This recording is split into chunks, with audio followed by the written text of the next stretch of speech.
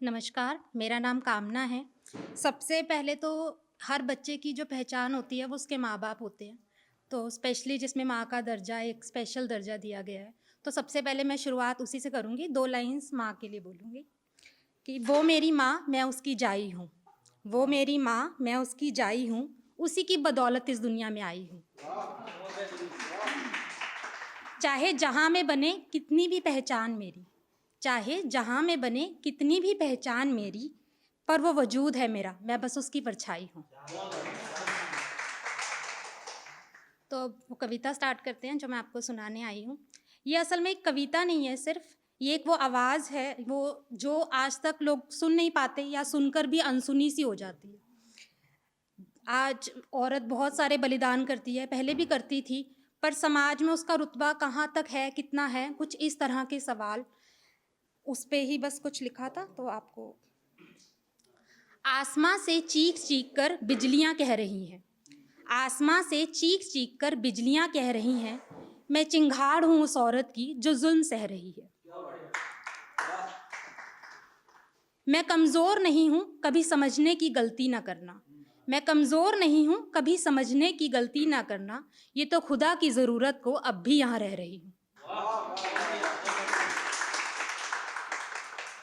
जो ठान लूँ तो युग के युग खत्म कर सकती हूँ, जो ठान लूँ तो युग के युग खत्म कर सकती हूँ। धोने को केश अपने दुर्योधन का अंत कर सकती हूँ। फटेगी ये धरती फिर, फटेगी ये धरती फिर, वो वक्त अब दूर नहीं है। अपमान सहकर भी यहाँ रहने को सीता कोई मजबूर नहीं है। सच है, सच है बुराई हराने को भगवान ने शरीर धारण किया था। सच है बुराई हराने को भगवान ने शरीर धारण किया था।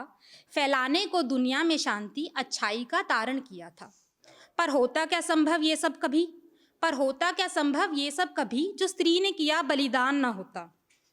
पर होता क्या संभव ये सब कभी, जो स्त्री ने किया बलिदान ना होता। होता ना हरण सीता का, द्रौपदी का अपमान ना होता।